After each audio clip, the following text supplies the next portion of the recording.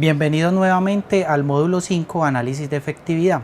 Hoy vamos a trabajar unidades naturales. Hoy vamos a trabajar básicamente 4 temas fundamentales: la clasificación de la investigación en epidemiología, estudios descriptivos, estudios analíticos y finalizaremos con las medidas de efectividad de cada uno de estos estudios. Digamos que existen múltiples clasificaciones de la investigación en epidemiología, pero básicamente hoy vamos a concentrarnos en una clasificación de acuerdo a la intención. De acuerdo a la intención tenemos 2 clasificaciones básicamente, una que tiene que ver con los estudios descriptivos, que básicamente se ocupan de qué está pasando, y dentro de esta categoría vamos a tener los reportes de casos, donde simplemente se hace una descripción de un caso en particular, por ejemplo el primer caso o el primer reporte de malaria gestacional. En el segundo vamos a tener las series de casos, donde ya no vamos a analizar uno sino varios casos particulares. Por ejemplo, un clínico quiere saber cómo ha sido la experiencia de sus últimas 5 cirugías laparoscópicas. La segunda clasificación serían los estudios analíticos. Básicamente los estudios analíticos ya no es una descripción, sino que digamos la pregunta es por qué ocurren los eventos. Ahí vamos a tener 2 áreas fundamentales, uno que van a ser los estudios experimentales, en donde digamos el sujeto interviene, el investigador interviene en su estudio como tal, interviene en la asignación de un tratamiento específico, y dentro de eso vamos a tener los ensayos de laboratorio, los ensayos clínicos y los estudios comunitarios. Acá nos concentraremos básicamente en los ensayos clínicos, donde el investigador asigna básicamente su intervención, a diferencia de los ensayos comunitarios que se realizan básicamente con población sana. Dentro de esta misma clasificación de los estudios analíticos vamos a tener los estudios observacionales, donde el investigador no interviene, sino que solo se limita a observar un fenómeno como tal, dentro de los cuales vamos a tener los estudios de corte, los estudios de casos y control y los estudios transversales. Vamos a comprender básicamente la estructura de un ensayo clínico sin entrar a mirar, digamos, particularidades. Entonces tenemos que la estructura de un ensayo clínico son 3 pasos fundamentales. En un primer paso vamos a seleccionar de una población una muestra. En el segundo paso vamos a asignar la intervención. Básicamente en esa intervención se hace un sorteo que es aleatorio y vamos a establecer qué sujetos van a ir a la intervención, por ejemplo, a quienes se les va a administrar un nuevo medicamento y a quienes no se les van a administrar. Quienes se van a administrar se va a denominar grupo intervenido, y vamos a tener a quienes no se les va a administrar un grupo control. Acá vamos a hacer un análisis de base cuando empieza el estudio, con el fin de conocer las características hoy de esos sujetos, los cuales se van a seguir en el tiempo y se va a evaluar dentro del grupo intervenido o el grupo experimental quienes presentan el desenlace de interés y quienes no presentan el desenlace de interés. Lo mismo vamos a hacer con el grupo control. Y finalmente, digamos que la medida efectiva va a estar relacionada por la diferencia en la medida de efectividad del grupo intervenido versus la medida de efectividad del grupo no intervenido. Esa, digamos, es la estructura de los estudios clínicos. Ahora vamos a mirar la estructura de los estudios de cohorte. Los estudios de cohorte son los que siguen en el nivel de la evidencia después de los ensayos clínicos, y básicamente la estructura de estos estudios es que vamos a tener una dirección de la recolección de los datos, en la cual vamos a partir hoy y vamos a seguir en el tiempo hacia adelante, es decir, son estudios prospectivos. Acá el investigador va a hacer una asignación de la exposición o del efecto o del factor del riesgo como tal, y a ese grupo que presenta el factor de riesgo lo vamos a denominar el grupo de expuestos, y quienes no presentan el grupo de no expuestos. Acá vamos a mirar que acá tenemos 2 grupos. Dentro del grupo de expuestos vamos a analizar quienes presentan el evento de interés y quienes no presentan el evento de interés, y lo mismo vamos a realizar en el grupo de no expuestos. Ahora, la diferencia, digamos, es lo que nos va a establecer si ese factor de riesgo de una u otra manera incide como tal en el desarrollo de la enfermedad o el desenlace de interés que vamos a establecer. Y acá enseguida pasaremos a mirar cada una de las medidas de efectividad que se establecen en cada uno de los diseños. El otro tipo de estudios que tenemos son los estudios de casos y controles. En los estudios de casos y controles lo que tenemos, a diferencia de los estudios de cohorte, es que la dirección de recolección de los datos va a ser retrospectiva. Es decir, va a ser hacia atrás y yo no voy a partir de la exposición sino del evento de interés. Entonces, dentro de ese evento de interés yo voy a denominar casos a quienes presentan la enfermedad. Por ejemplo, estamos interesados en conocer el cáncer de mama. En las personas que desarrollen cáncer de mama o que tienen ese evento lo vamos a llamar los casos, y los controles serán las personas que no presentan cáncer de mama. Acá existen unas características técnicas, y es que, digamos, para cada caso se va a buscar un control que sea similar en algunas condiciones sociodemográficas o algunas variables que defina el investigador. Ahora, lo que pasará a mirar es hacia atrás a qué estuvo expuesta o a un factor de riesgo específico y determinar si una persona que estuvo expuesta a digamos a un evento de interés, por lo que puede ser por ejemplo la dieta, si consumió, presentando cáncer de mama, consumió una dieta rica en grasa, y quienes no consumieron una dieta rica en grasa. Y lo mismo vamos a realizar en los controles, quienes consumieron una dieta rica en grasa y quienes no consumieron una dieta rica en grasa. Ahora, la medida de efectividad se va a establecer en base a esa exposición o a ese factor de riesgo. Si ese factor de riesgo de una u otra forma está presente en los casos con relación a los controles, y ahí voy a establecer una diferencia.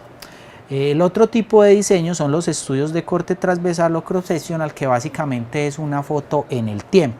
Entonces establezco en un momento determinado, por ejemplo, en el 2010 yo quiero saber, digamos, la característica de las pacientes que presentaron malaria de acuerdo al reporte que me dé el Civigila para ese periodo. Simplemente voy a decir quiénes presentaron malaria y quiénes no presentaron malaria, quiénes estuvieron expuestas o estuvieron, por ejemplo, en lugares o en zonas endémicas versus quienes no estuvieron en estas zonas endémicas, y esta diferencia va a ser la medida de efectividad como tal. Ahora, para establecer las medidas y entrar en materia dentro de las medidas de efectividad, entonces vamos a comprender tres términos fundamentales que básicamente son los indicadores de morbimortalidad que se utilizan en epidemiología.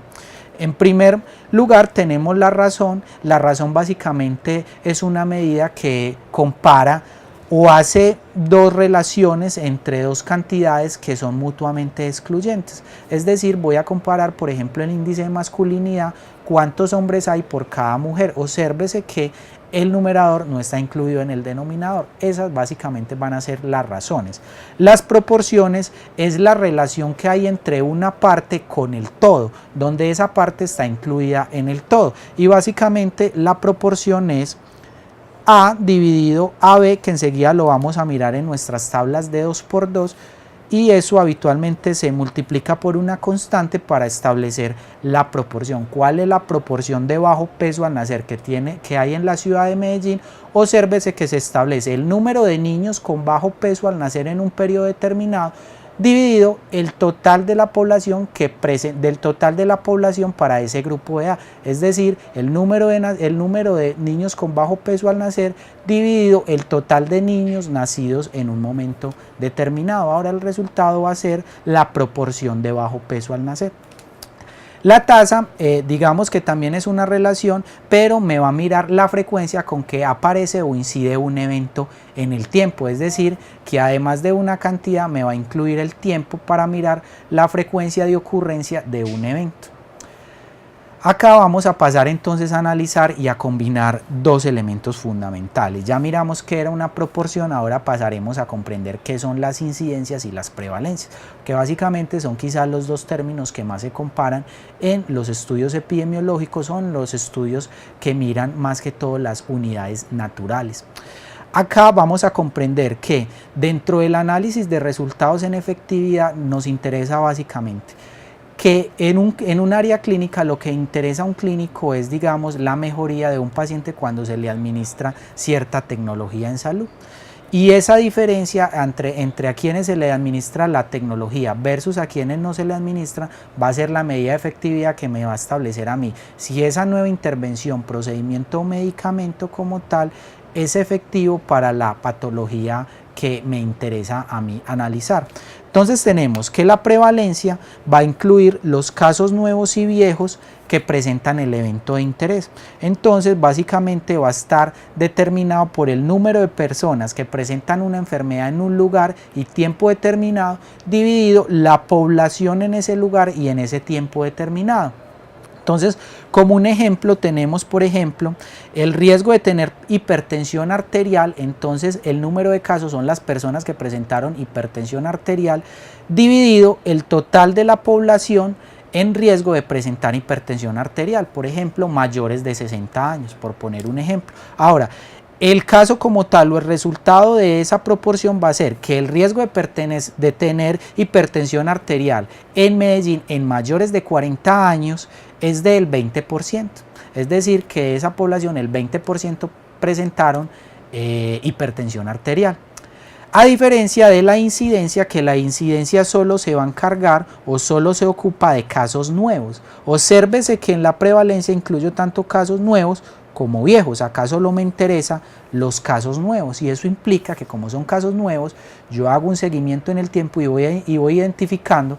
Por ejemplo, obsérvese en una mina donde yo le hago seguimiento, digamos, a los pacientes para identificar, por ejemplo, una enfermedad como tal, por ejemplo, hipoacustia. Entonces yo miro, hoy entraron los trabajadores a una mina, les hago seguimiento y voy identificando, digamos, quienes van presentando el evento de interés en el tiempo. Acá entonces la relación va a ser el número de casos nuevos que se presentan en ese tiempo dividido la población total que yo estoy analizando, y ese dato yo lo voy a multiplicar por una constante. Entonces, por ejemplo, si nos interesa, por ejemplo, mirar el término de suicidio, entonces, por ejemplo, digamos que vamos a mirar suicidio en la ciudad de Bogotá, entonces vamos a mirar el número de casos nuevos que se presentaron en un tiempo determinado durante el cual yo estoy haciendo seguimiento, dividido la población total de Bogotá, y el dato final va a ser, en nuestro ejemplo, el riesgo de suicidio en Bogotá es de 6 por cada 100.000 habitantes. Entonces esa sería la incidencia de suicidio en la ciudad de Bogotá. Con el fin de realizar un algoritmo para que ustedes identifiquen estas tres medidas, entonces vamos a identificar. El numerador está incluido en el denominador. Si no está incluido en el denominador, entonces estamos hablando de una razón. Obsérvese que son datos mutuamente excluyentes, y como ejemplo tenemos, por ejemplo, el índice de masa corporal y el índice de masculinidad. ¿Cuántos hombres hay por cada mujer? Si el denominador está incluido en el denominador, entonces ya nos hacemos una pregunta: ¿está el tiempo incluido en ese denominador? Si el tiempo está incluido, entonces vamos a tener la tasa, y como ejemplo tenemos la tasa de incidencia. Si no está incluido, entonces hablamos de una proporción, y podemos tener proporción de prevalencia y proporciones de incidencia. Cada una de estas medidas, digamos que son las que se van a establecer en cada uno de nuestros diseños. Obsérvese que en los estudios analíticos, a diferencia de los descriptivos, yo tengo un grupo que denominaré casos y un grupo que denominaré control. Es decir, voy a tener dos unidades de análisis. Uno que denominaré quienes presentan el evento de interés o que están expuestos a determinado factor de riesgo, y quienes no están expuestos, o quienes reciben determinada intervención versus quienes no reciben esa intervención. Ahora, la diferencia va a estar establecida por la diferencia entre la proporción de incidencia, la diferencia entre la proporción de prevalencia en cada uno de los diseños que estamos analizando. Dentro de esas medidas de asociación, entonces pasaremos a mirar todo lo que tiene que ver con el riesgo relativo y los OR, que quizás son las medidas más utilizadas por los epidemiólogos. Entonces acá vamos a tener como medida de asociación el riesgo relativo, y el riesgo relativo no es más que una relación entre la población que estuvo expuesta a determinado evento de interés sobre la relación de la población que no estuvo expuesta a nuestro evento de interés. Entonces acá vamos a tener lo que denominamos nuestra tablita de 2×2, donde básicamente graficamos lo siguiente. Tenemos un factor de riesgo, quienes presentan el factor de riesgo, quienes no presentan nuestro factor de riesgo, quienes dentro del grupo que estamos teniendo fueron intervenidos o presentaron el evento de interés, quienes no presentaron nuestro evento de interés. Imaginemos, por ejemplo, que queremos estudiar la asociación entre fumar y el cáncer de pulmón. Entonces el factor de riesgo sería fumar, entonces acá estarían fumadores, acá no fumadores, y el efecto sería quienes desarrollan cáncer de pulmón. Entonces quienes desarrollan cáncer de pulmón y quienes no desarrollan cáncer de pulmón. El riesgo relativo no es más que la proporción de incidencia en expuestos. Ya ustedes vieron o les acabo de contar que es una proporción donde una parte con relación al todo, entonces va a estar establecido por quienes presentaron el factor de riesgo y además de presentar el factor de riesgo, presentaron el evento de interés sobre el total de las personas que estuvieron expuestas. Obsérvese que esto no es más que la proporción de incidencia en los expuestos, dividido la proporción de incidencia en los no expuestos, que quienes van a ser, quienes no presentando el factor de riesgo, presentaron el efecto o el desenlace de interés versus el total de la población que estuvo expuesta, lo que es lo mismo, la proporción de incidencia. Obsérvese que este no es más que el cálculo, entonces tenemos que la proporción de incidencia va a estar determinada por quienes presentando el evento de interés, quienes estando expuestos al factor de riesgo, presentaron el evento de interés. Es decir, todas esas personas que siendo fumadores desarrollaron cáncer de pulmón, dividido el total de la población que eran fumadores, dividido el total de las personas que no siendo fumadores presentaron cáncer de pulmón.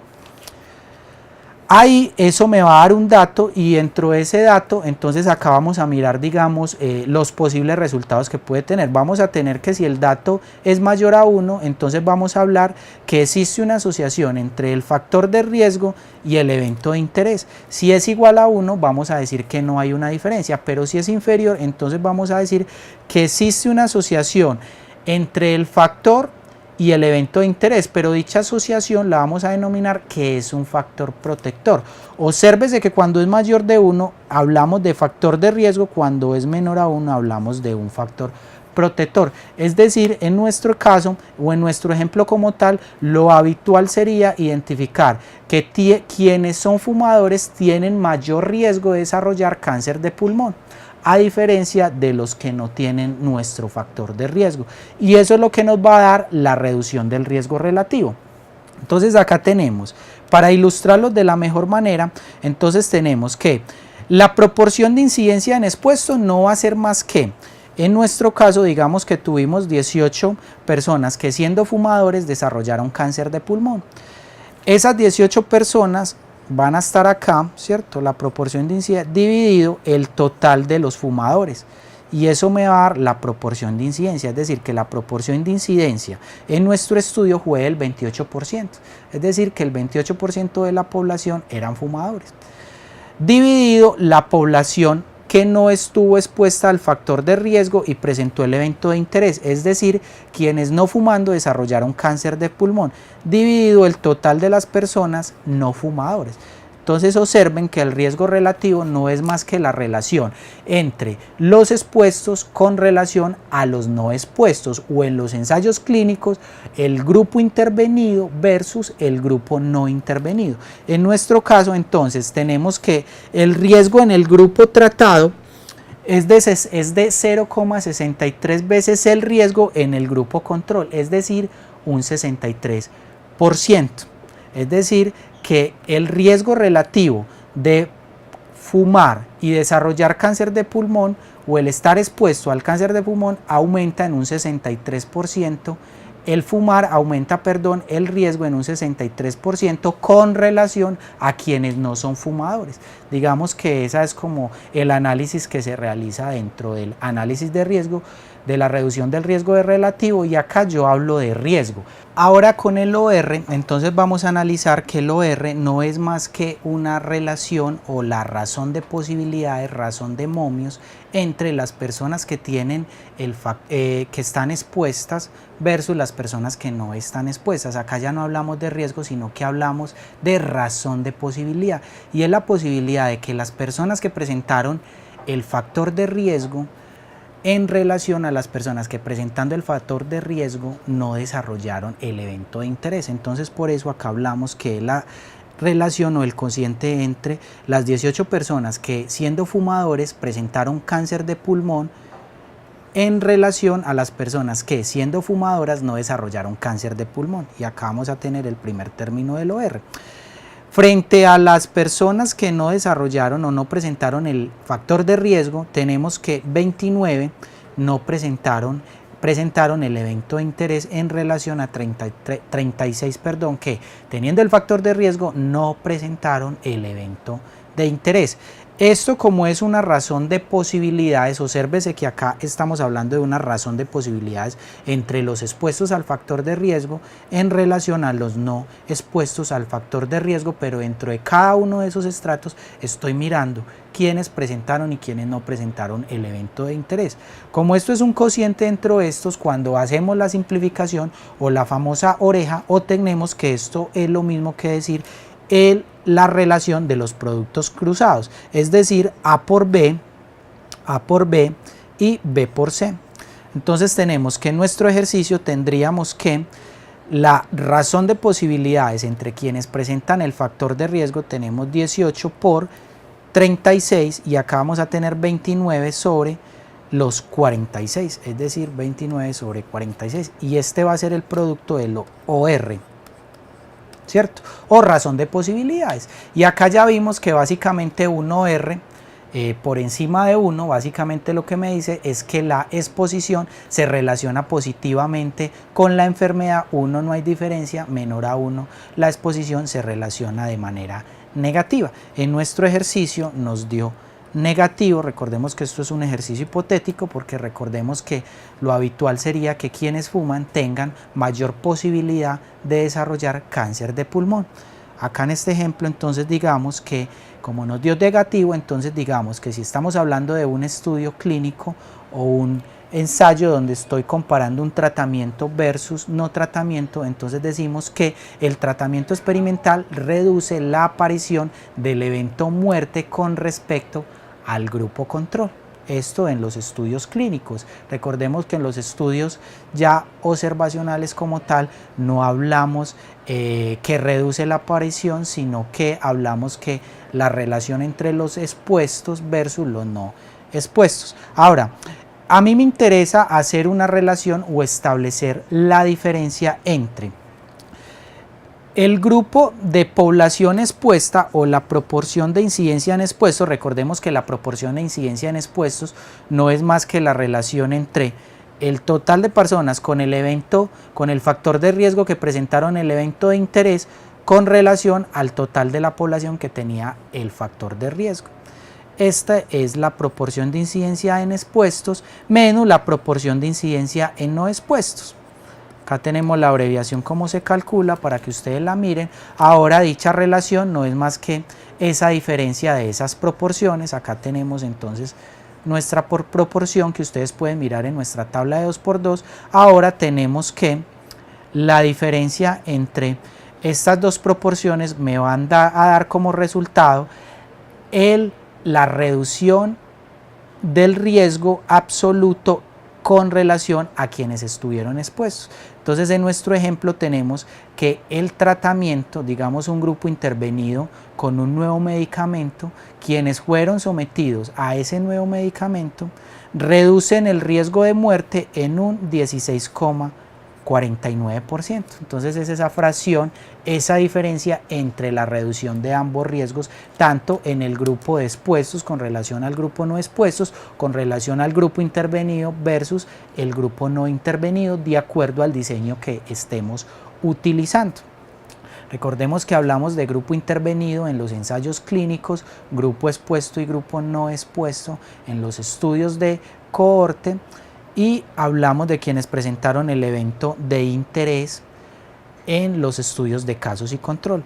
Otra medida de asociación no es más que la reducción relativa del riesgo, y la reducción relativa del riesgo no va a ser más que la diferencia en el denominador. Vamos a tener la proporción de incidencia en la población expuesta, es decir, estos mismos 18 dividido 64 que ya habíamos calculado, menos la diferencia de la proporción de incidencia en no expuestos.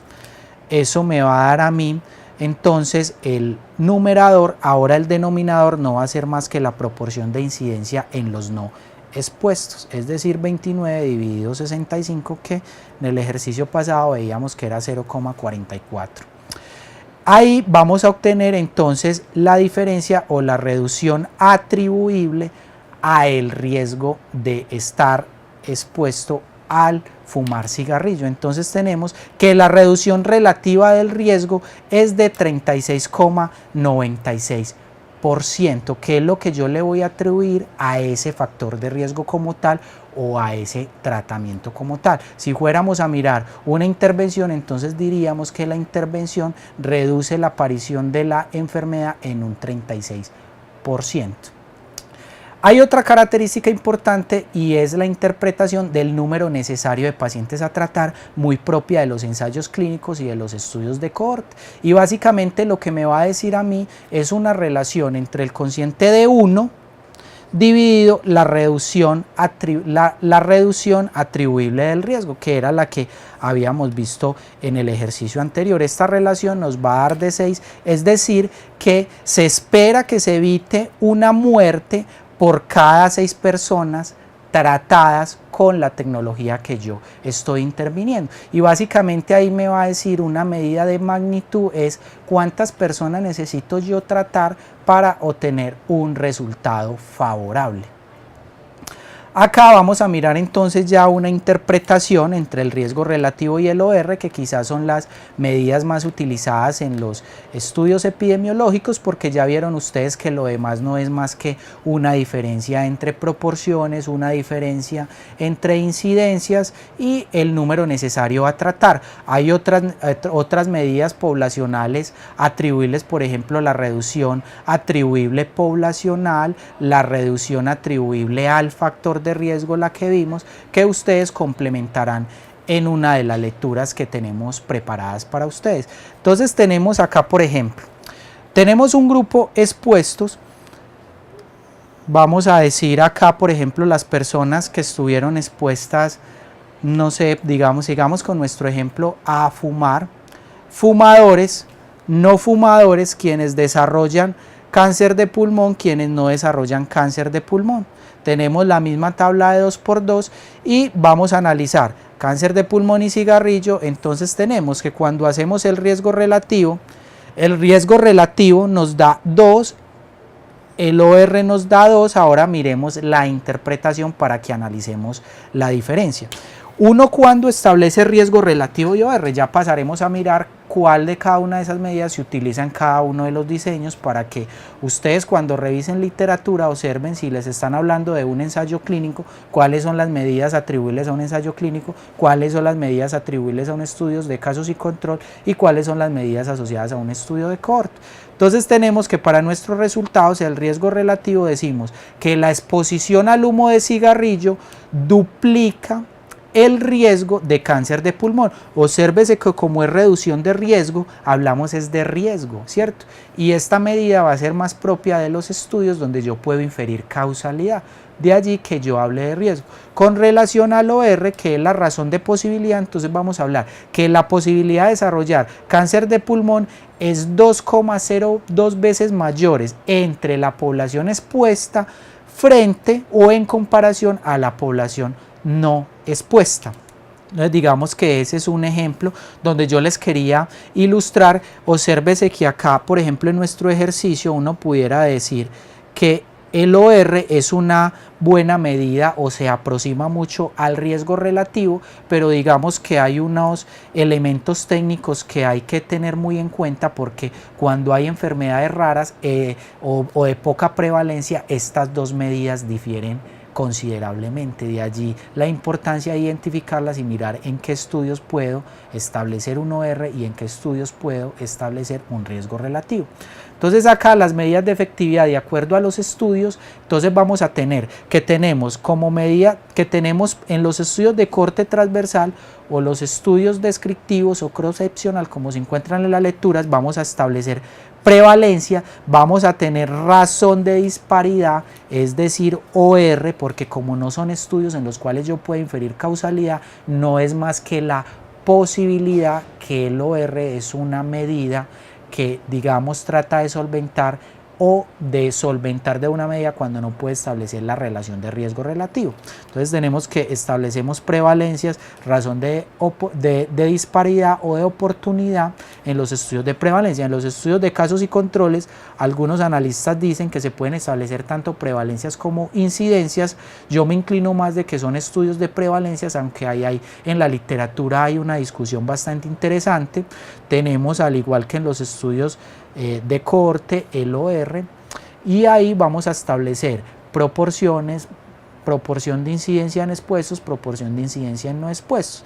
Ya digamos en los estudios de cohorte y en los estudios de ensayos clínicos no hablamos de prevalencia, sino que hablamos de incidencia, dado que como son estudios donde yo hago un seguimiento en el tiempo, entonces identifico son los casos nuevos con el evento de interés. Entonces hablamos de incidencias, puede establecer tanto riesgo relativo como OR. Ahí se utiliza mucho el OR, sobre todo cuando se realizan ajustes por otras variables, ¿cierto? Y ahí digamos que uno en la literatura lo que más encuentra cuando se ajusta por otras variables va a ser OR en vez de riesgo relativo. Tenemos la reducción del riesgo, diferencia de riesgo, ¿cierto? La que ya vimos, diferencia del riesgo en expuestos versus no expuestos, reducción del riesgo en el grupo intervenido versus en el grupo no intervenido, reducción del riesgo relativo entre ambos grupos y el número de necesario de pacientes a tratar. Digamos que en esta tablita se resumen, digamos, las medidas de efectividad que se utilizan de acuerdo a cada una de los estudios que estemos analizando. Finalmente, hemos diseñado, digamos, este flujograma con el fin de facilitarles a ustedes la lectura y la identificación de cuando nos encontramos en cada uno de los diseños. Entonces, tenemos en principio que lo primero que se mira es, se ha asignado la exposición. Si la exposición se ha asignado por el investigador, recuerde que estamos hablando de estudios experimentales y dentro de los estudios experimentales vamos a analizar si la asignación de los pacientes al grupo tratado intervenido fue aleatoria, hablamos de ensayo clínico. Si no fue asignada de manera aleatoria, entonces ahí podemos tener ensayos clínicos no aleatorizados o estudios cuasi experimentales, como también los pueden encontrar en la literatura. Si no asigno la intervención, es decir, solamente me dedico a observar, obsérvese que estos van a ser los estudios observacionales, entonces vamos a analizar dos cosas. Compara dos grupos. Si comparo dos grupos, es decir, expuestos y no expuestos, vamos a tener estudios analíticos y dentro de los estudios analíticos, de acuerdo a la dirección de la recolección de la información, voy a tener estudios de cohorte, recuerde que la recolección es adelante, estudios de casos y controles hacia atrás, estudios transversales en un momento de tiempo determinado, es decir, es una foto. Si no compara grupos, entonces estamos hablando de estudios descriptivos, que fueron los que vimos en principio de nuestra presentación. Acá hay unas referencias, digamos, interesantes. Ustedes van a tener un estudio, un artículo complementario donde van a poder profundizar sobre cada una de estas medidas de efectividad. Recuerden que nuestro interés básicamente es que ustedes las conozcan, las identifiquen, no de ninguna manera que conozcan cómo se calculan, no yendo a mayor profundidad, porque recuerde que en las evaluaciones económicas siempre contamos con equipos multidisciplinarios. Entonces generalmente si ustedes se inclinan por las unidades naturales, que son las que acabamos de ver acá, propias de estos diseños epidemiológicos, entonces lo habitual sería que ustedes tuvieran un epidemiólogo que les ayudara en la construcción de estos datos. De lo contrario, ustedes simplemente van a identificar, de acuerdo al tipo de estudio, cuál es la medida de efectividad que ustedes van a extraer para terminar de complementar la relación de costo-efectividad, que recordemos en el módulo precedente vimos la diferencia de costos, acá estamos mirando la diferencia en la unidad de efectividad, tanto en el grupo tratado como no tratado, el grupo expuesto con el grupo no expuesto, de acuerdo al diseño que ustedes estén trabajando.